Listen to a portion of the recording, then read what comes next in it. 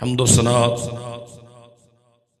اللہ احکم الحاکمین کے لیے، درود و سلام سید الانبیاء جناب محمد رسول اللہ صلی اللہ علیہ وسلم کی ذات گرامی پر۔ مومن آدمی اس بات پر بڑا پختہ، بڑا دو ٹوک اور واضح موقف رکھتا ہے کہ اللہ ذوالجلال والاکرام نے اسلام بطور دین، محمد الرسول اللہ صلی اللہ علیہ وسلم کی زندگی میں آپ کے قلب اطہر پر پورے کا پورا نازل کر دیا، اور اللہ ذوالجلال والاکرام نے دین اسلام کو مکمل کر دیا۔ اس میں کسی قسم کی کوئی کمی بعد میں آنے والوں کے لیے کسی اضافے کی گنجائش نہیں چھوڑی، اور ہمارا اس بات پر بھی یقین ہے کہ محمد الرسول اللہ صلی اللہ علیہ وسلم نے تمام وہ چیزیں جو اللہ نے آسمان سے اس امت کے لیے اتاری، آپ نے امت کو سمجھا دی۔ کوئی مسئلہ ایسا نہیں ہے جس میں نبی رحمت صلی اللہ علیہ وسلم نے کسی قسم کی کوئی کمی باقی رکھی ہو سمجھانے میں، خوب امت کے سامنے واضح کر دی، اور اس بات پہ باقاعدہ امت کو گواہ بنایا۔ حجۃ الوداع کے موقع پر جب اللہ ذوالجلال والاکرام نے الیوم اکملت لکم دینکم واتممت علیکم نعمتی ورضیت لکم الاسلام دینا، تکمیل دین اسلام کی وحی اتاری تو نبی رحمت صلی اللہ علیہ وسلم نے امت سے باقاعدہ سوال کیا، الا هل بلغت، امتیوں بتاؤ کیا میں نے اللہ کا دین سارا تمہیں پہنچا دیا؟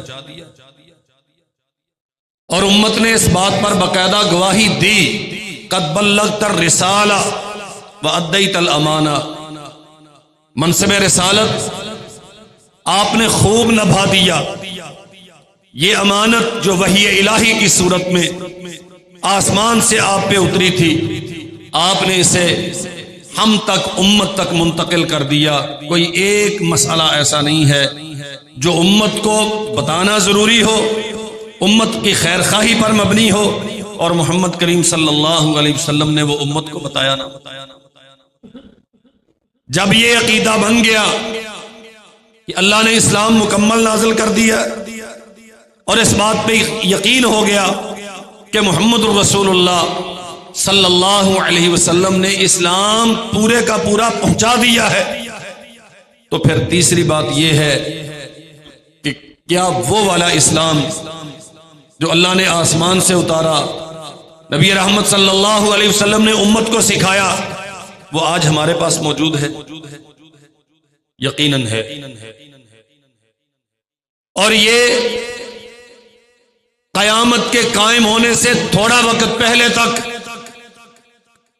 یہ بالکل اپنے محفوظ حالت میں باقی رہے گا، حتیٰ کہ اللہ ذوالجلال والاکرام قیامت کا فیصلہ فرما دیں اور وہ ٹھنڈی ہوا چلے اور اہل ایمان سارے موت کی نیند سلا دیے جائیں، تب تک پورا اسلام بالکل اصلی شکل میں، اگرچہ اسے تبدیل کرنے کی بڑی کوششیں ہوئیں، قرآن مجید کے مفاہیم اور مطالب کو تبدیل کرنے کے لیے، نبی رحمت صلی اللہ علیہ وسلم کے ذخیرہ حدیث کی ثقافت کو، حیثیت کو مجروح کرنے کے لیے بہت ساری جسارتیں اور سازشیں کی گئیں، لیکن اللہ ذوالجلال والاکرام کا قانون ہے، انا نحن نزلنا الذکر وانا لہ لحافظون، اللہ فرماتے ہیں یہ اتارا بھی ہم نے ہے، اس کی حفاظت بھی ہم کریں گے۔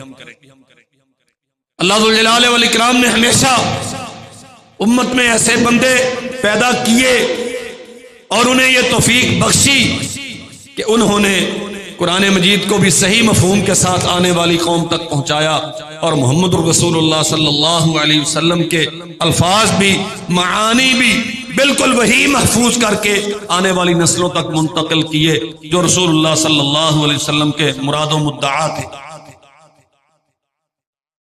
بہت ساری جسارتیں ہوئیں، باقاعدہ اس کے لیے बड़े बड़े बजट मुख्तस किए गए, बड़े बड़े ज़हीन व फ़तीन लोगों को इसके लिए मुकर्रर किया गया कि रसूलुल्लाह सल्लल्लाहु अलैहि वसल्लम के ज़ख़ीरा अहादीस की सकाहत को मजरू किया जाए। झूठी बातें आपकी तरफ मंसूब की गई, बहुत सारी बातें अपनी तरफ से बना के अहादीस में शामिल कर दी गई। लेकिन अल्लाह ज़ुल जलाल वल इकराम ने हमेशा ऐसे लोग पैदा किए और हमेशा ऐसे लोगों को मसरूफ़ अमल रखा कि एक एक मसले में इतनी बारीक छलनी लगाई, बल्कि रावियान हदीस का तारुफ, अस्मा और रिजाल का इल्म, ये मिल्लत इस्लाम का एक ऐसा इम्तियाज है कि पूरी रूह जमीन पे किसी और कौम के पास ये इल्म नहीं है। 5 लाख से ज्यादा रावियान हदीस के हालात ये कहाँ थे, इनका नाम क्या है, इनके बाप का नाम क्या है, इनका कबीला कौन सा था, ये पैदा कहाँ हुआ, कब हुआ, ये पढ़ा किससे है, इसका बुदुबाश क्या था, जरिया मुआश क्या था, इसने कहाँ कहाँ के सफर किए हैं, किस इलाके में कितने दिन रहा है, किसके पास रहा है। इतनी बारीकी 5 लाख से ज्यादा लोगों के हालात मोहम्मद करीम सल्लल्लाहु अलैहि वसल्लम की अहादीस बयान करने वालों के अल्लाह ज़ुल जलाल वल इकराम ने अपने बंदों को यह तौफीक दी कि उन्होंने महफूज कर दी। लिहाजा ये इम्तियाज मिल्लत इस्लाम का क़यामत तक बरकरार रहेगा। इस्लाम भी अपनी असली शक्ल में, कुरान मजीद भी अपने असल मफहूम, कितनी जिसारतें हुई है। माजी करीब में हमारे शौरी जिंदगी में द रियर फुरकान के नाम से कुरान मजीद छापा गया।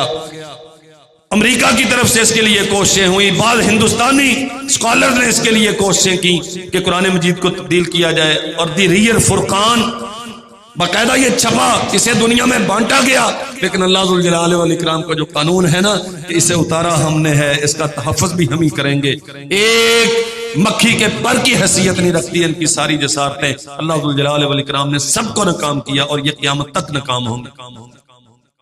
मोहम्मद रसूलुल्लाह सल्लल्लाहु अलैहि वसल्लम जो दीन मिल्लत तक पहुंचा के गए हैं, जो शानदार रोशन रास्ता छोड़ के गए हैं, यह क़यामत तक बरकरार रहेगा और इसमें किसी जसारत करने वाले की जसारत कोई तगय्युर पैदा नहीं कर सकेगी।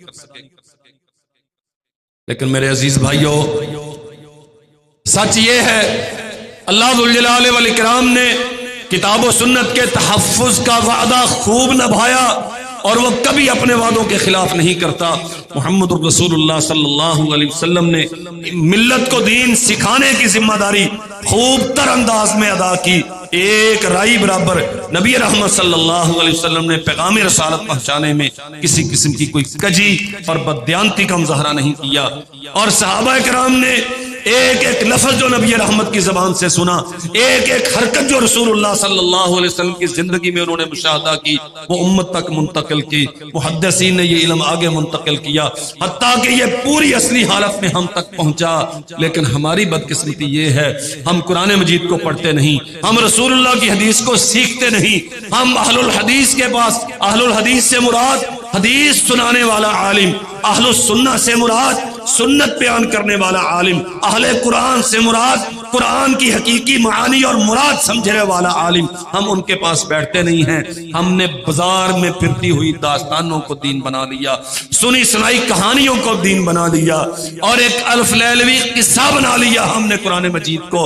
यहाँ जुलेखा की कहानियां सुनाई जाती हैं, यहाँ दास्तानें अजीबो गरीब की घर के वो बयान की जाती हैं। एक आयत कुरान मजीद की होती है, घंटों पर मबनी, वो रत्बो याबिस न जाने कहां से आता है, उसकी क्या हकीकत होती है, और अवाम में वो आम हो गया और बदकिस्मती से अवाम उसी को दीन समझ के इख्तियार कर बैठा।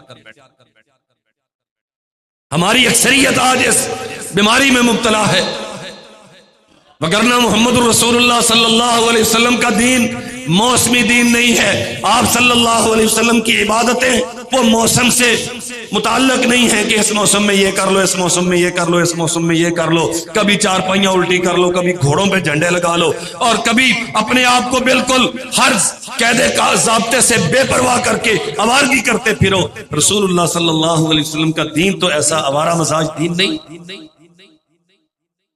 इंतहाई मरबूत, मुनज़बत, मुहज़्ज़ब, شاندار قواعد و ضوابط رکھنے والا، واللہ روئے زمین پہ اس سے بہتر کوئی ضابطہ ہے ہی نہیں جو محمد الرسول اللہ صلی اللہ علیہ وسلم نے اپنی ملت کو سکھایا ہے۔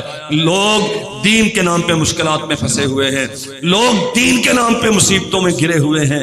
بدقسمتی یہ ہے جو اصل دین کتاب و سنت میں تھا اس تک ہماری رسائی نہ رہی، منبر و محراب پہ بھی داستانیں عام ہو گئی اور ہماری دلچسپی کا سامان بھی وہ لذت سماعت رہ گئی۔ بس کان خوش ہونے چاہیے کہ کہانی چل رہی ہے، باقی کہنے والا کیا کہتا ہے، اس میں جھوٹ کتنا ہے، اس میں سچ کتنا ہے، یہ امتیاز ہمارے اندر رہا ہی نہیں۔ لڑانے والے مولوی، مسلکی آگ کو بھڑکانے والے خطیب اور قصے خوانی کرنے والے واعظین، ان کی چاندی ہے، انہی کو سنا جاتا ہے، انہی کے سامنے لوگ نوٹ نشاور کرتے ہیں، انہی کو عزت دی جاتی ہے۔ لیکن یاد رکھو سیدنا عبداللہ ابن مسعود رضی اللہ عنہ نے فرمایا تھا، اپنے آپ کو ملت اسلام پہ رکھو، اپنے آپ کو ملت اسلام پہ رکھو۔ حضرت ملت اسلام کیا ہے؟ فرمایا جو حق پر ہے وہ ملت ہے، چاہے وہ تو اکیلا ہی کیوں نہ ہو۔ واللہ یہ بہت بڑی بات ہے۔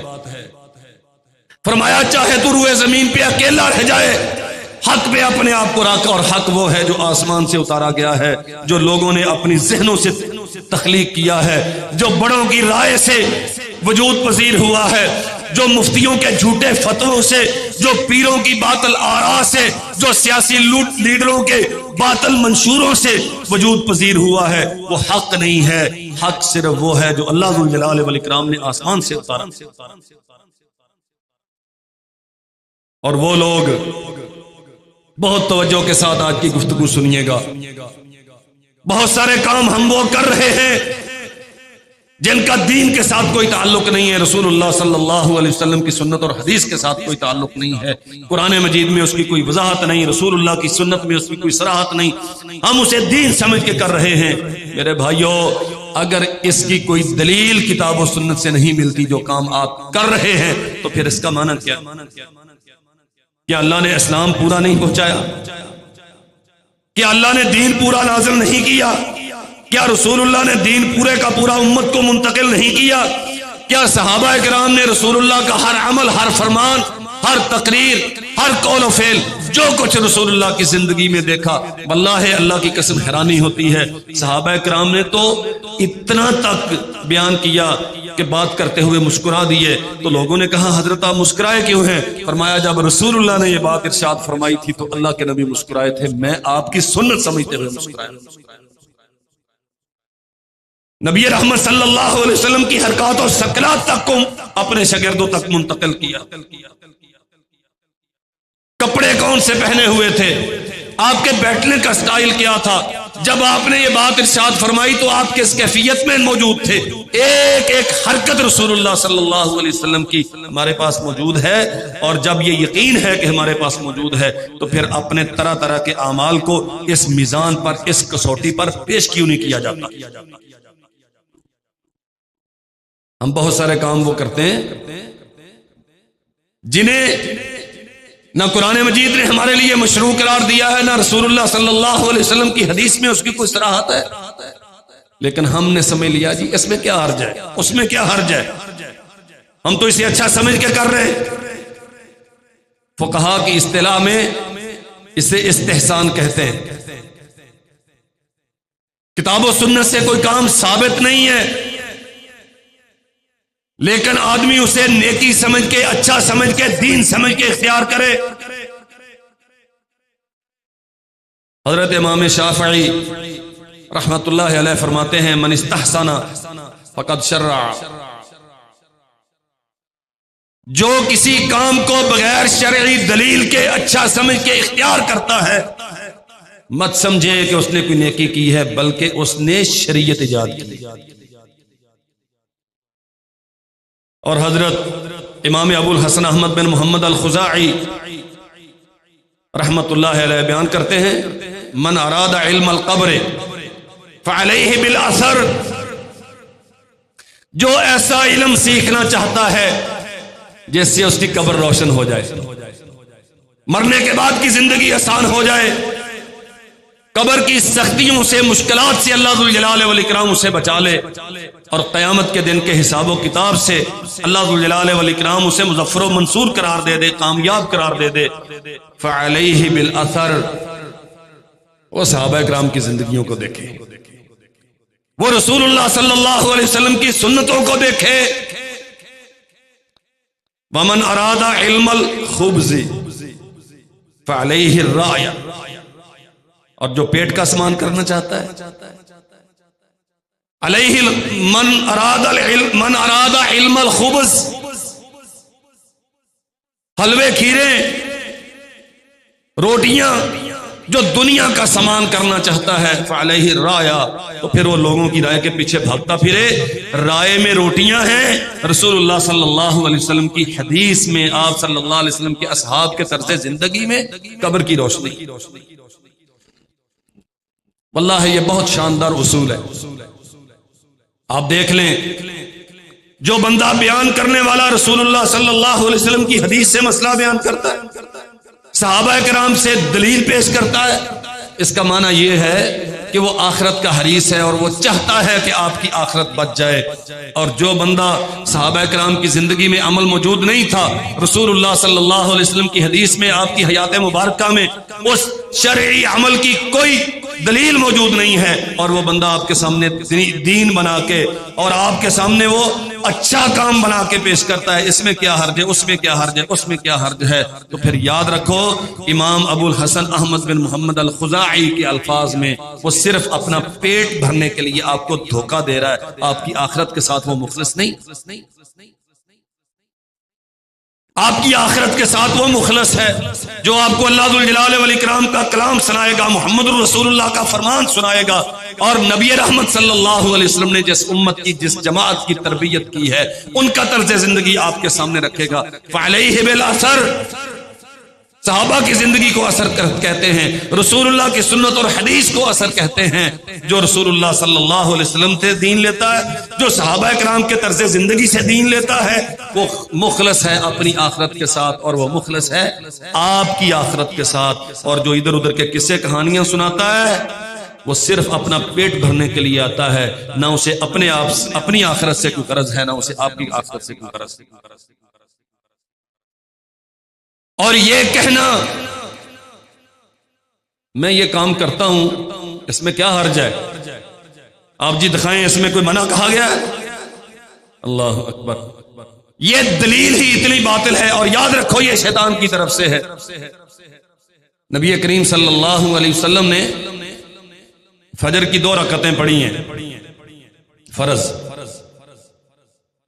حدیث کی ہر کتاب میں جہاں نماز کا تذکرہ ہوگا، وہاں رسول اللہ صلی اللہ علیہ وسلم کی فجر کی 2 فرض اور 2 سنتیں آپ کو مل جائیں گی۔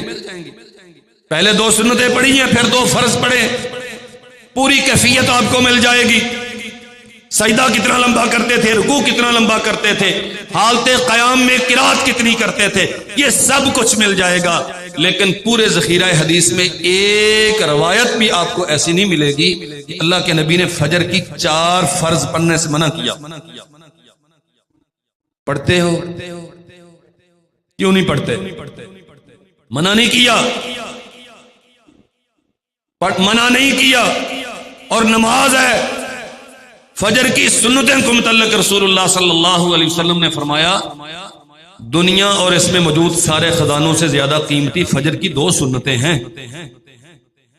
پوری دنیا اور اس کے سارے خزانوں سے قیمتی صرف 2 سنتیں، تو فرض کتنے اعلیٰ و عرفہ ہوں گے؟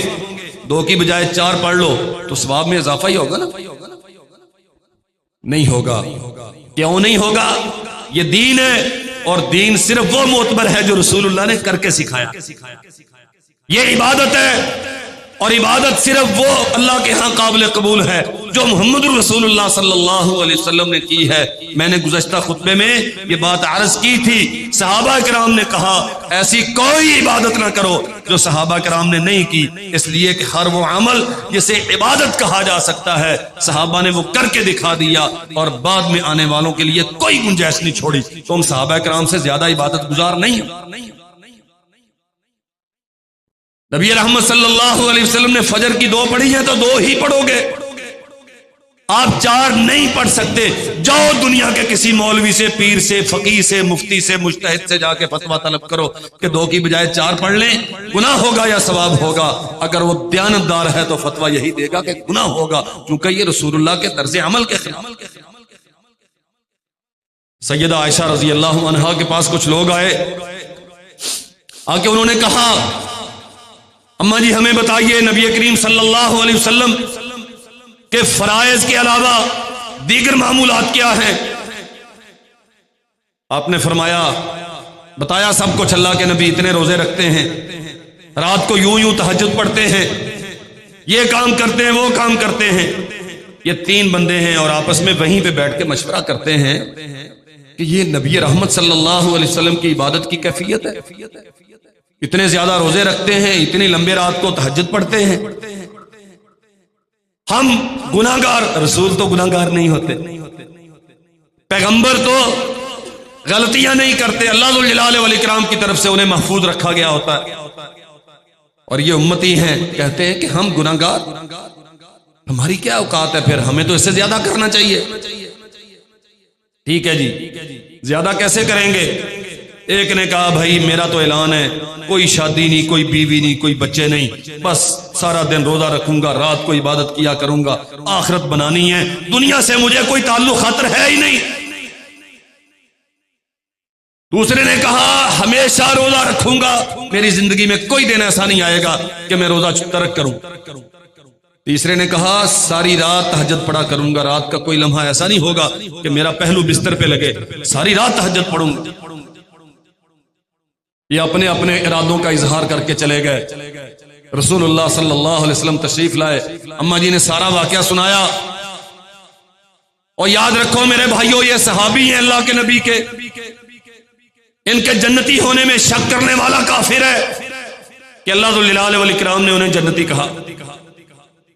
یہ رسول اللہ کے شاگرد ہیں اور نیتیں کتنی اچھی ہیں کہ اللہ کے نبی صلی اللہ علیہ وسلم سے زیادہ عبادت کرنے کی خواہش رکھتے ہیں۔ سیدہ نے رضی اللہ عنہا ساری بات اللہ کے نبی صلی اللہ علیہ وسلم کو بیان کر دی۔ آپ نے انہیں بلایا، فرمایا آپ لوگوں نے یوں کہا؟ جی حضرت، نیت بڑی اچھی تھی، آپ نبی ہو کے، مغفور ہو کے، معصوم عن الخطا ہو کے اتنی عبادت کرتے ہیں، ہمیں تو آپ سے زیادہ کرنی چاہیے۔ فرمایا نہیں واللہ انی ہاں اما واللہ انی لاخشاکم للہ واتقاکم لہ، اللہ کی قسم میں تم میں سب سے زیادہ اللہ کی خشیت اختیار کرنے والا اور تقوی اختیار کرنے والا ہوں۔ لیکن میرا طرز عمل کیا ہے، میری سنت کیا ہے؟ میں کبھی روزہ رکھتا ہوں نفلی، کبھی نہیں رکھتا۔ میری سنت کیا ہے؟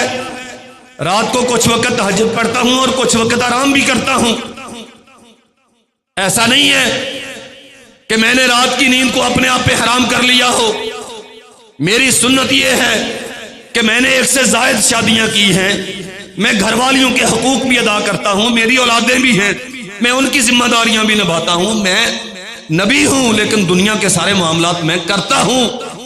یاد رکھو سونا بھی میری سنت ہے، تہجد پڑھنا بھی میری سنت، روزہ رکھنا بھی میری سنت ہے نفلی، اور نہ رکھنا بھی میری سنت ہے، کبھی رکھتا ہوں کبھی نہیں رکھتا۔ شادی کرنا بھی میری سنت ہے، حقوق زوجیت ادا کرنا بھی میری سنت ہے، اولاد پیدا کرنا، پھر اولاد کی ذمہ داریاں نبھانا، یہ بھی میری سنت ہے۔ فَمَن رَغِبَ عَن سُنَّتِي فَلَيْسَ مِنِّي، تم میرے شاگرد ہو، میرے ہاتھ پہ تم نے بیعت کی ہے، اللہ ذو الجلال والاکرام نے میری صحابیت کا تمہیں شرف عطا فرمایا ہے، لیکن یاد رکھو اگر تم یہ ارادہ کر لو کہ رسول اللہ سے زیادہ نیک کام کرو گے تو یاد رکھو پھر تمہارا کوئی عمل اللہ کے ہاں قابل قبول نہیں ہو۔ عمل تو وہ مقبول ہے جو رسول اللہ کی پیروی میں ہے، آپ سے آگے بڑھ کے کیا جانے والا عمل قابل قبول نہیں۔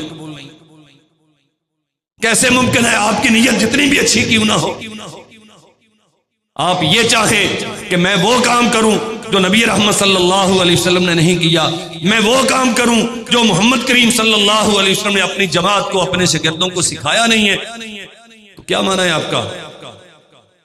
آپ کو رسول اللہ صلی اللہ علیہ وسلم کی دیانت پر اعتماد نہیں؟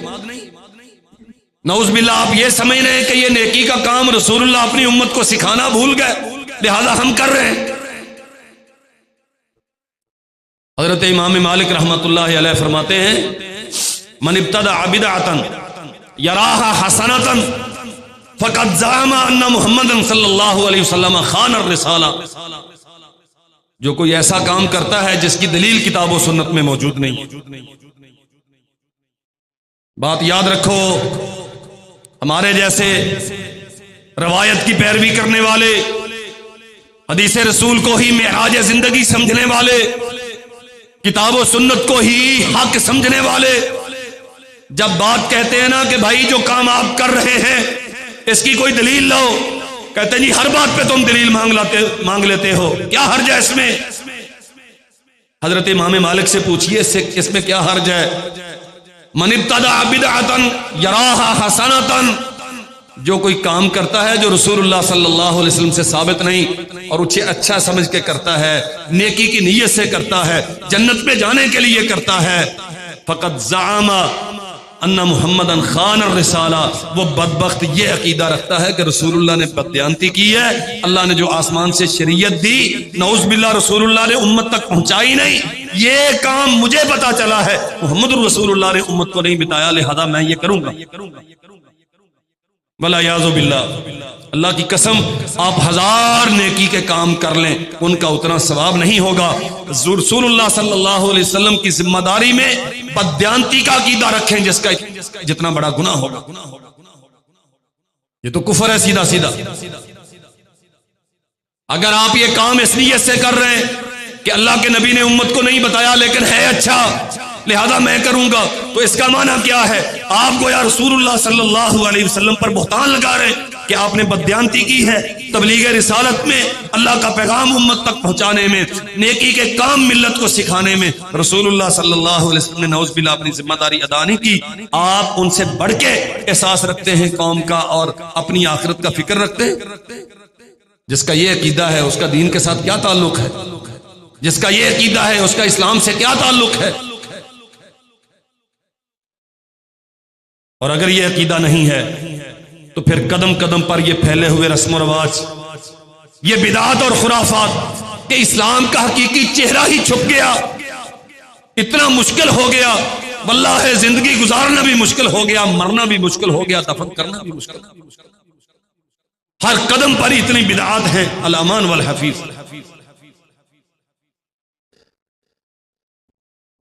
ये वुजू करते हैं ना, वुजू करके बहुत सारे दोस्त आसमान की तरफ निगाह उठाते हैं, उंगली खड़ी करते, दुआ पढ़ते हैं। हमने वैसे कई बार ये बात तवज्जो दिलाई भी, ये मसला कहां से आया? कहते जी हमारे मौलवी साहब हमारे मसलक में ऐसे ही है। ये तुम्हारा मसलक कहां से आया? क्या तुम मुसलमान नहीं हो? क्या तुम मोहम्मद रसूलुल्लाह सल्लल्लाहु अलैहि वसल्लम का कलमा नहीं पढ़ते? क्या तुम्हारे मसलक के बड़े उन्होंने दीन सहाबा किराम से नहीं सीखा, किसी और से सीखा? अगर सहाबा किराम से सीखा है, अगर रसूलुल्लाह की सुन्नत और हदीस से सीखा है तो ये सुन्नत और हदीस तो महफूज है। आप अपना अमल इस पे पेश करें, अगर इसमें से दलील मिलती है तो मुझे भी बताएं, मैं भी करूंगा, और अगर दलील नहीं मिलती तो भाई क्यों करते हो? सहाबा किराम से ज्यादा अक्लमंद है इसलिए करते। जिसने वुजू कर लिया दुरुस्त तरीके से, अहसन अल वुजू, अच्छी तरह वुजू किया, उसके बाद अशहदु अल्ला इलाहा इल्लल्लाह वहदहु ला शरीका लह व अशहदु अन्ना मुहम्मदन अब्दुहु व रसूलुहु, ये कहता है फुत्तिहत लहु अबवाबुल जन्नति समानिया, अल्लाह उसके लिए जन्नत के 8 दरवाजे खोल देता है। यदखुलु मिन अय्यहा शाह, जिस दरवाजे में से चाहे वो जन्नत में दाखिल हो। उंगली खड़ी करने की कोई दलील मौजूद? कहते जी क्या हर्ज है, मैं तो यूं कर, इसमें मसला, ओ भाई मसला है, इसमें मसला है। मसला यह है रसूलुल्लाह ने इसे इबादत कहा। चले मैं अपनी बात समझाने के लिए इससे बड़ी मिसाल देता हूं। अज़ाए वुजू कितनी मर्तबा धोने जायज है? 4थी मर्तबा धोने जायज। ये मसला समझ लीजिए। आपने इस्तंजा करना है, बंदा समझता है कि एक बार पानी बहाने से مجھے طہارت میسر آ گئی لیکن استنجا نہیں ہوتا جب تک آپ 3 بار پانی نہیں بہاتے یا 3 پتھر استعمال نہیں کرتے. 3 مرتبہ سے کم میں طہارت نہیں ہوتی. وضو 1 بار کر لیں، 2 بار کر لیں، 3 بار کر لیں. کوئی عضو 1 بار دھویا، کوئی 2 بار دھویا، کوئی 3 بار دھویا، وضو ہو جاتا ہے. لیکن 3 سے زیادہ کرنا جائز ہے. کیوں جائز نہیں ہے؟ رسول اللہ نے روکا ہے. وہاں کم از کم حد 3 ہے. استنجے میں کم از کم حد 3 ہے. زیادہ ضرورت ہے تو 10 تک 11 جتنا جی چاہے پانی بہا لیں. پانی ضائع نہ کریں، ایسے خام خواہ فضول خرچی نہ کریں. لیکن اگر ضرورت ہے تو پانی زیادہ استعمال کر لیں. لیکن وضو میں زیادہ کی گنجائش 3 حد ہے. اس سے نیچے 1 2 3 اس سے آگے جانا جائز نہیں ہے. او بھائی رسول اللہ نے وضو کیا، رسول اللہ نے ہاتھ نہیں اٹھایا، نگاہیں آسمان کی طرف نہیں اٹھائیں، تو نہیں اٹھا سکتا. اگر اٹھائیں گے تو اس کی دلیل چاہیے. تیرے ابا جان کرتے تھے، تیرے مولوی کرتے تھے. نہ تیرے ابا پہ دین نازل ہوا، نہ تیرے مولوی پہ دین نازل ہوا، نہ تیری مسجد کے خطیب پہ دین نازل ہوا. دین تو اس پہ نازل ہوا جو محمد رسول اللہ صلی اللہ علیہ وسلم کے نام سے موسوم ہے. اور جبریل لے کے آئے اور پورے کا پورا لے کے آئے. اور نبی رحمت نے پورے کا پورا دین امت کو سکھایا. پورا دین امت نے سیکھا، لیکن امت نے یہ عمل نہیں سکھایا اپنے ماننے والوں. کتنے ہی معاملات ہیں ہماری زندگی میں کوئی شرعی دلیل موجود نہیں ہے. نبی کریم صلی اللہ علیہ وسلم نے فرمایا اذا حدثتکم حدیثا فلا تزیدن علی، جب میری طرف سے کوئی حدیث بیان کرو اس میں اضافہ نہ کرو. اللہ اکبر. کیا معنی ہے؟ صرف اتنا ہی جتنا اللہ کے نبی نے بیان کر دیا. وہی کافی ہے، وہی معتبر ہے، اللہ کے ہاں وہی مقبول ہے. جو اس میں اضافہ کرو گے وہ مردود ہے. اور اللہ کی قسم صحابہ کرام نے جو کچھ بیان کیا، محدثین نے اتنے اہتمام کے ساتھ بیان کیا. اگر ایک لفظ کسی راوی نے اپنی طرف سے بات سمجھانے کے لیے کہہ دیا تو محدثین نے وضاحت کر دی اس کی کہ یہ لفظ رسول اللہ صلی اللہ علیہ وسلم کا نہیں ہے، یہ راوی نے وضاحت کے لیے بیان کیا. عام آدمی نہیں جان سکتا. ایک ہی ترتیب میں، ایک ہی ترکیب میں سب کچھ لکھا ہوا ہے، لیکن اللہ کے بندوں نے اس کی حفاظت کا حق ادا کیا. وہ ایک لفظ کی بھی نشاندہی کرتے ہیں، یہ فلاں راوی کا ہے، یہ رسول اللہ کا لفظ نہیں. فلا تزیدن علی، مسئلہ بیان کرو لیکن اتنا ہی جتنا رسول اللہ صلی اللہ علیہ وسلم نے بیان کیا ہے، اس سے اضافہ مت کرو. اللہ اکبر.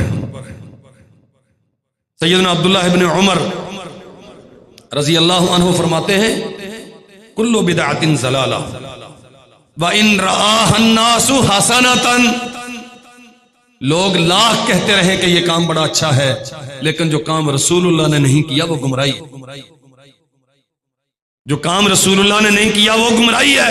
لاکھ کہتے رہے کہ اچھا ہے. تو ساری رات نماز پڑھنا کتنا اچھا کام ہے. ہمیشہ روزے رکھنا، کبھی روزہ ترک نہ کرنا، بظاہر کتنا شاندار کام ہے. لیکن نبی کریم صلی اللہ علیہ وسلم نے فرمایا چونکہ میری سنت کے خلاف ہے لہذا ثواب نہیں ملے گا، گناہ ملے گا. یہ جو معیار ہم نے سیٹ کیا ہوا ہے نا، اس میں کیا حرج ہے، اس میں کیا حرج ہے، میں تو نیکی سمجھ کے کر رہا ہوں. نماز سے پہلے، اذان سے پہلے کوئی لمبا چوڑا درود خود سے بنا لیا اور اسے اذان کا حصہ قرار دے لیا، یہ کیا ہے؟ نیکی ہے. کس نے کہا نیکی ہے؟ بھائی درود پڑھنا کوئی منع ہے؟ بھائی درود پڑھنا لازم ہے، واجب ہے ہر امتی پر درود پڑھنا. لیکن محمد رسول اللہ صلی اللہ علیہ وسلم نے اذان کے وقت اذان سکھائی ہے، درود نہیں سکھایا. درود کا منکر کون ہے؟ ہم بدعت کا انکار کرتے ہیں. کل بدعت ضلالہ وَإِن رَآهَا النَّاسُ حَسَنَةً. ہر وہ کام جو رسول اللہ صلی اللہ علیہ وسلم نے نہیں کیا وہ بدعت ہے، گمراہی ہے، چاہے لوگ اسے کتنا ہی اچھا سمجھتے ہوں اور کتنی ہی اچھی نیت سے کیوں نہ کرتے. حضرت امام احمد بن حنبل رحمت اللہ علیہ فرماتے ہیں اصول السنت عندنا التمسک بما کان علیہ اصحاب رسول اللہ، دین کا اصول ہمارے نزدیک یہ ہے التمسک بما کان علیہ اصحاب رسول اللہ، ان چیزوں کو تھام لینا، اس پہ عمل کرنا، اسے اپنا بنانا، اسے اخذ کرنا جو محمد رسول اللہ صلی اللہ علیہ وسلم کے اصحاب نے کیا ہے، اور فرماتے ہیں والاقتداء بہم، اصحاب رسول کی پیروی کرنا یہ دین ہے، وترک البدع، اور تمام نئے کاموں کو چھوڑنا دین۔ وہ جی فلاں نے کیا ہے تو کیا وہ عالم نہیں تھا؟ اللہ اکبر، کتنے ہی کام ہیں صحابہ کرام رضوان اللہ علیہم اجمعین نے اپنی لا علمی کی وجہ سے کیے، دیگر صحابہ کرام نے انہیں تنبیہ کی کہ کام رسول اللہ نے نہیں کیا، نہیں کرنا۔ عبداللہ ابن عمر رضی اللہ عنہما کے پاس ایک آدمی آیا، اس نے کہا جی آپ کون سا حج کر رہے ہیں؟ فرمایا حج تمتع۔ کہتے ہیں آپ نے امیر المومنین عمر بن خطاب کا اعلان نہیں سنا؟ انہوں نے کہا ہے کہ حج تمتع نہیں، حج قران کیا جائے گا۔ عبداللہ ابن عمر کون ہے؟ عمر کے بیٹے رضی اللہ عنہ اور وقت کے خلیفہ، اور اس زمانے میں جب عمر بن خطاب رضی اللہ عنہ کی خلافت ہے، کوئی ہے جو علم و فضل میں، تقوی اور طہارت میں عمر کا مقابلہ کرتا ہو؟ سرور کونین نے خواب کی تعبیر بیان کی تھی نا، عمر نے کنویں سے پانی نکالا حتیٰ کہ باغ منڈیروں تک سیراب ہو گیا۔ اللہ کے نبی اس کی تعبیر کیا ہے؟ فرمایا عمر سے اللہ اتنی دین کی خدمت لے گا کہ دنیا بھر میں دین پھیل جائے۔ وہ آدمی کہتا ہے وقت کا امیر ہے، رسول اللہ کا خلیفہ ہے، ابو بکر کا جانشین ہے، عظیم ترین صحابی، مبشر بالجنہ، بار بار جنت کی بشارت پانے والے عمر بن خطاب نے اعلان کیا ہے حج تمتع نہیں، حج قران۔ سگا بیٹا ابن عمر عبداللہ کہتا نہیں حج تمتع۔ او بھائی تیرے ابا نے کہا ہے، کہتا ہے ایتبع امر ابی ام امر رسول اللہ، دین میرے باپ پہ نازل ہوا یا محمد الرسول اللہ پہ؟ کہا نہیں رسول اللہ پہ۔ فرمایا فیصلہ میرے باپ کا مانا جائے گا یا محمد الرسول اللہ کا؟ کہا نہیں محمد الرسول اللہ کا۔ کہا پھر عبداللہ عمر کا بیٹا اپنے ابا کی بات کا انکار کرتے رسول اللہ کی بات کو تھامتا۔ دین اس کا نام ہے، خواہشات کا نام دین نہیں ہوتا۔ ہم کسی کی عظمت کے منکر نہیں ہیں، بڑے مفتی صاحب جتنا آپ انہیں بڑا کہتے ہیں ہم اس سے بھی بڑا مان لیتے ہیں انہیں، لیکن بھائی کوئی کتنا ہی بڑا کیوں نہ ہو، کیا رسول اللہ سے کوئی بڑا ہے؟ کوئی کتنا ہی بڑا کیوں نہ ہو، کیا اس پہ وحی آئی ہے؟ کوئی کتنا ہی صاحب عظمت اور رفعت کیوں نہ ہو، کیا اس پہ آسمان سے جبریل آیا ہے؟ جس پہ جبریل نہیں آیا اس کی کسی بھی بات کو کتاب و سنت کی دلیل کے بغیر ہم دین مان سکتے؟ یہ بنیادی مسئلہ۔ نبی رحمت صلی اللہ علیہ وسلم کی عادت مبارکہ تھی، نماز فجر کے بعد آپ اپنی جماعت میں صحابہ کرام میں بیٹھتے اور بڑا بے تکلفی کا ماحول تھا۔ صحابہ کرام آ کے اپنے اپنے خواب بیان کرتے، اللہ کے نبی رات کو میں نے یہ دیکھا، میں نے یہ دیکھا۔ نبی کریم صلی اللہ علیہ وسلم ان کے خوابوں کی تعبیر بیان کرتے۔ ایک بار کسی نے اپنا خواب بیان کیا، جناب ابو بکر صدیق رضی اللہ عنہ عرض کرتے ہیں اللہ کے نبی اجازت دیں تو میں تعبیر کروں۔ یہ دین سیکھنے کا ایک طریقہ ہے کہ استاذ کی موجودگی میں سائل کے سوال کا جواب دیں استاذ کی اجازت سے، اور دے وہ جو پڑا ہوا ہو۔ جس نے صرف راہ چلتے ہوئے کیسٹ سے کچھ سن لیا اور صاحب مسند کی موجودگی میں سوال اس سے ہوا وہ دائیں سے بولتا ہے، یہ بے ادبی ہوتی ہے۔ واللہ ہے یہ تو ایک الگ داستان ہے۔ حضرت پیر سید بدیع الدین شاہ راشدی رحمت اللہ علیہ اور شیخ محدث العصر علامہ عبداللہ ناصر رحمانی حافظہ اللہ، مجھے ایک بندے نے بات بتائی، اپنا واقعہ اس نے، کہتا جی پیر صاحب بیٹھے ہوئے تھے اور حضرت رحمانی صاحب بھی وہاں موجود تھے، تو میں نے آ کے ایک سوال کیا رحمانی صاحب سے، وہ بولے نہیں، منہ پہ انگلی رکھی اور اشارہ کیا کہ ادھر۔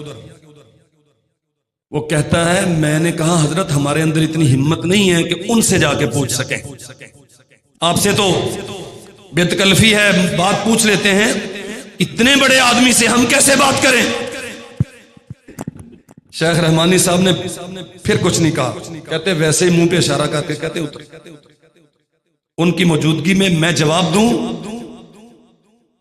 اور میں حیران ہوا، علامہ ناصر الدین البانی رحمہ اللہ اور حضرت پیر سید بدیع الدین شاہ راشدی رحمہ اللہ، یہ دونوں بزرگ رسول اللہ صلی اللہ علیہ وسلم کی مسجد پاک میں بیٹھے ہوئے مدینہ منورہ میں، کسی سائل نے شیخ البانی رحمہ اللہ سے سوال کیا، انہوں نے کہا ابو محمد یہ جواب دیں گے، پیر صاحب کی طرف اشارہ کیا، ان کی موجودگی میں مجھ سے سوال بنتا ہی نہیں۔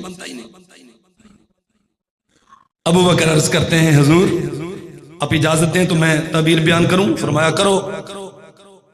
جناب ابو بکر نے تعبیر بیان کی، رسول اللہ صلی اللہ علیہ وسلم نے فرمایا ابو بکر اصبت بعضا واخطأت بعضا، کچھ حصہ تو ٹھیک بیان کیا ہے لیکن کچھ میں غلطی لگ گئی۔ کس کو؟ بات سمجھ آ رہی؟ پوری امت کا ایمان اور علم جمع کر لیا جائے، میرا ایمان ہے اللہ کی قسم ابو بکر کے ایک دن کا مقابلہ نہیں کرتا۔ دنیا جو مسئلے نہیں سمجھتی تھی ابو بکر سمجھ جایا کرتے۔ صحابہ اکرام، ممتاز ترین صحابہ اکرام جن رازوں سے محروم تھے، ابو بکر کا دل ان رازوں کا امین تھا، لیکن زبان نبوت سے کیا اعلان ہوا؟ آدھا ٹھیک ہے آدھا غلط ہے۔ کیا معنی ہے؟ جس پہ وحی نہیں آتی اس کی ہر بات ٹھیک، اور جس کی ہر بات ٹھیک ہونے کا یقین نہیں ہے اس کی ہر بات دین کیسے ہو سکتی ہے؟ جس کے فتوے پر رسول اللہ کی مہر تصدیق نہیں ہے اس کا فتویٰ درست کیسے ہو سکتا ہے؟ اللہ کی قسم غلطی یہاں لگی، ہم نے احترام کے نام پہ بت بنا لیے، ہم نے عقیدتوں کے نام پہ عقیدے باطل کر لیے، ہم نے عظمت و رفعت کو سیلوٹ کرتے ہوئے ان کی باتوں کو دین قرار دے لیا۔ جس کی عظمت کا جھنڈا آپ نے اٹھائے ہوئے ہے، اس کا جھنڈا آپ نے رسول اللہ کے جھنڈے سے اونچا کر دیا۔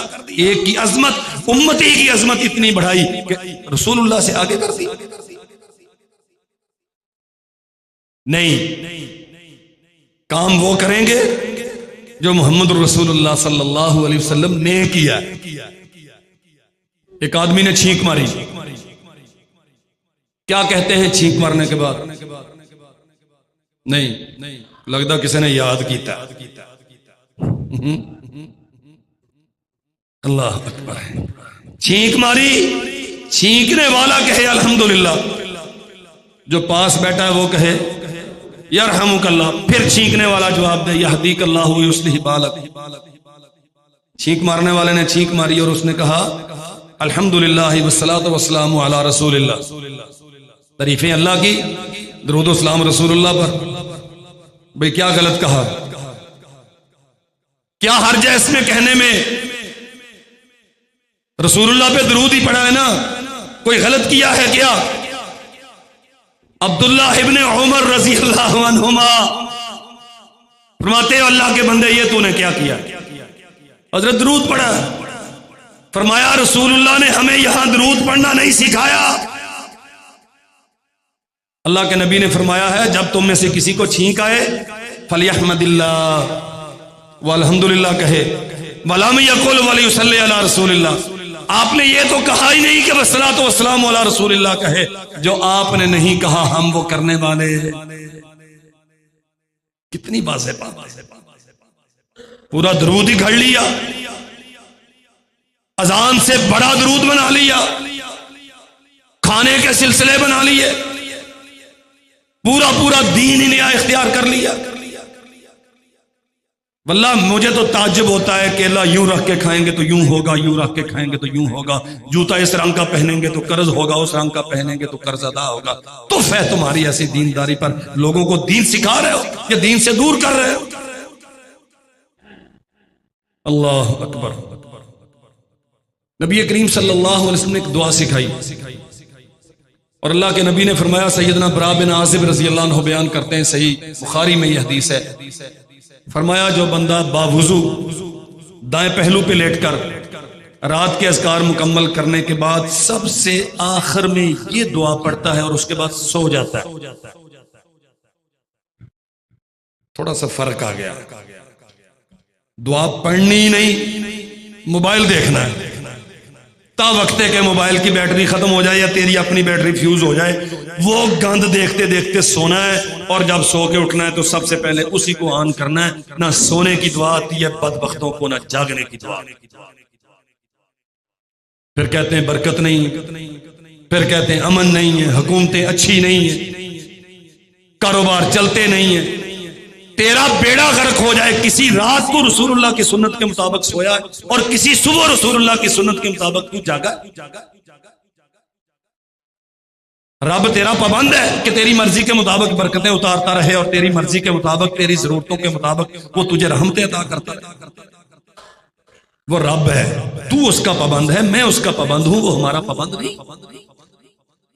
فرمایا جو رات کو سوتا ہے ساری دعائیں پڑھنے کے بعد آخر میں یہ دعا پڑھتا ہے، اللہم اسلمت نفسی الیک ووجہت وجہی الیک وفوضت امری الیک والجات ظہری الیک لا ملجا ولا منجا منک الا الیک آمنت بکتابک الذی انزلت وبنبیک الذی ارسلت۔ فرمایا فإن مت علی الفطرہ، اگر وہ اس رات مر گیا تو جنت میں جائے گا، اسلام کے مطابق وہ مرے گا۔ مت علی الفطرہ، یہ کلمات، اللہ میں اپنے آپ کو تیرے لیے جھکا چکا، اپنا چہرہ تیرے مطیع کر چکا، اپنے معاملات تیرے سپرد کر چکا، میری کمر، میرے کندھے، میرا سر، سب کچھ تیرے سامنے سرنڈر ہے، میں تیرے علاوہ کسی کو اپنا گاہ نہیں سمجھتا، تو ہی میرا داتا و مولا ہے۔ میں ایمان لایا ہوں، آمنت بکتابک الذی انزلت، جو تو نے کتاب اتاری ہے میں اس پر بھی ایمان رکھتا ہوں، وبنبیک الذی ارسلت، جس نبی کو تو نے رسالت عطا کی، جس نبی کو تو نے بھیجا، میں اسے بھی سچا مانتا ہوں۔ فرمایا یہ کلمات کہہ کے بعد میں باتیں نہ کرے، موبائل میں یخ نہ مارے، سو جائے، اگر مر گیا تو فطرت اسلام پہ مرے گا۔ برا بن عازب کہتے ہیں میں نے کہہ دیا آمنت بکتابک الذی انزلت وبرسولک الذی ارسلت۔ اللہ کے نبی نے کیا سکھایا تھا؟ وبنبیک الذی ارسلت۔ نبوت منصب ہے اور رسالت بھی ایک منصب ہے، لیکن رسول صاحب شریعت ہوتا ہے، نبی صاحب شریعت نہیں ہوتا۔ رسول ہر نبی رسول نہیں ہوتا، ہر رسول نبی لازم ہوتا ہے۔ آپ یوں سمجھ لیں کہ ہر ایم اے پاس بی اے پاس لازمی ہوتا ہے، لیکن ہر بی اے کرنے والا، ہر گریجویٹ ماسٹر ڈگری ہولڈر نہیں ہوتا۔ نبوت منصب رسالت سے کم تر ہے۔ اب برا بن عازب نے تو منصب بڑھا کے بیان کیا نا، رسول اللہ نے فرمایا آمنت بکتابک الذی انزلت، میں اس کتاب پر ایمان لایا جو تو نے اتاری، وبنبیک الذی ارسلت، اس رسول پر جو تو نے بھیجا۔ برا کہتے ہیں آمنت بکتابک الذی ارسلت وبرسولک الذی ارسلت، اس رسول پر جو تو نے بھیجا۔ رسول اللہ نے فرمایا نہیں برا، میں نے نفس نبی سکھایا ہے، نبی پڑھو گے تو میری سنت کی پیروی کرو گے، میرا لفظ بدل کے نبی کی جگہ پر رسول پڑھو گے تو اضافہ کرو۔ دین کہانیوں کا نام نہیں، دین رسم و رواجوں کا نام نہیں ہے، دین داستانوں کا نام۔ آخری بات عرض کرتا ہوں، ٹائم پورا ہو گیا۔ رجب میں ایک کام ہم بڑے اہتمام سے کرتے ہیں اور اس کے پیچھے لمبی چوڑی ایک کہانی ہے. حضرت سیدنا جعفر الصادق رحمہ اللہ آل رسول کے سرخیل اور گلے سرسبز ان کی طرف منسوب کی جاتی ہے. جی ان کی ایک ماننے والی تھی، وہ غریب تھے، ایسے تھا ویسے تھا. پھر انہوں نے بشارت دی کہ تو میرے کنڈے بھرا کر 22 رجب کو، تو اس نے کنڈے بھرنے شروع کر دیے، تو پھر دولت آ گئی. اور لمبی یہ قصہ. اچھا یہ قصہ تو بہت کم لوگوں کو معلوم ہے، لیکن اتنا سب کو معلوم ہے کہ 22 رجب کو سورج کے طلوع سے پہلے کچے کنڈے لے کے گھر میں دیواریں بند کر کے، باہر سے بندہ کوئی نہ آئے، دیسی گھی کے وہ پکا کے حلوے شلوے اس میں ڈالیں اور اندر بیٹھ کے کھائیں، اور روشنی ہونے سے پہلے پہلے محلے میں بانٹ دیں. اور مولوی بدبخت کو جس نے یہ الٹے رستے پہ چلایا ہے اسے پورا دیگچہ بھر کے بھیجے تو بندے کے رزق میں برکت ہو جاتی ہے. یہ فتنہ سب کو معلوم اور بڑے اہتمام سے کرتے ہیں. اور پھر آخر میں اچھا جی چلو جی مان لیا جی کہ انہوں نے نہیں کیا پر اسی چنگا کام کر دیں تو حرج کی. دور جاہلیت میں لوگ 2 قسم کے جانور ذبح کرتے تھے، ایک کو فرا کہتے ہیں اور ایک کو عتیرہ کہتے ہیں. احادیث میں اس کا تذکرہ موجود ہے. اونٹنی جو پہلا بچہ جنم دے اسے کسی بت ولی اپنے بزرگ کے نام پہ ذبح کرنا فرا. اور رجب کے پہلے عشرے میں ایک جانور ان دنوں کی نسبت سے خاص طور پہ ذبح کرنا یہ عتیرہ ہے. رسول اللہ صلی اللہ علیہ وسلم نے آپ سے پوچھا گیا اللہ کے نبی یہ ہم پہلے ذبح کرتے تھے کیا کریں؟ فرمایا لا فرع ولا عتیرہ. اسلام میں کوئی فرع نہیں کوئی عتیرہ نہیں. یہ جو مصیبت ہے نا کہ اس میں کیا حرج ہے؟ اور اس میں حرج یہ کہ رسول اللہ نے یہ کیا نہیں، اور دن خاص دن کر کے وہ صرف قربانی کا دن خاص ہے. اس کے علاوہ اور کوئی دن کسی صدقے کے لیے خاص ہے؟ جمعرات کو کھیر پکانا، رجب میں 22 رجب کو یہ کرنا، یہ الگ داستان ہے کہ رافضیوں نے اس سے اپنے کیا مفادات حاصل کیے. وقت نہیں ہے، وہ اللہ نے زندگی رکھی تو پھر کبھی عرض کریں. لیکن اللہ کے نبی نے فرمایا جانور ذبح کرو، لیکن اسے رجب کے ساتھ خاص، جب جی چاہے کر دو، جب فرصت ہو کر دو. اور یہ جو بتوں کے نام پہ کرتے ہو ایسا نہ کرو، بلکہ سنن نسائی میں حدیث ہے اللہ کے نبی نے فرمایا اسے چھوڑے رکھو، اس کی ماں کے پاس دودھ پیے گا، بڑا ہو جائے گا، اسے چارہ ڈالو، جوان ہو جائے گا. جب جوان ہو جائے تو کسی ضرورت مند کو دے دینا، یا مجاہدین کو جہاد کے لیے دے دینا، یا کسی مولوی کو دے دینا، اس پہ سواری کر کے جا کے تقریر کرایا کرے گا، کسی کو دین پہنچے گا. یہ تیرے ذبح کرنے سے زیادہ فائدے کی بات ہے.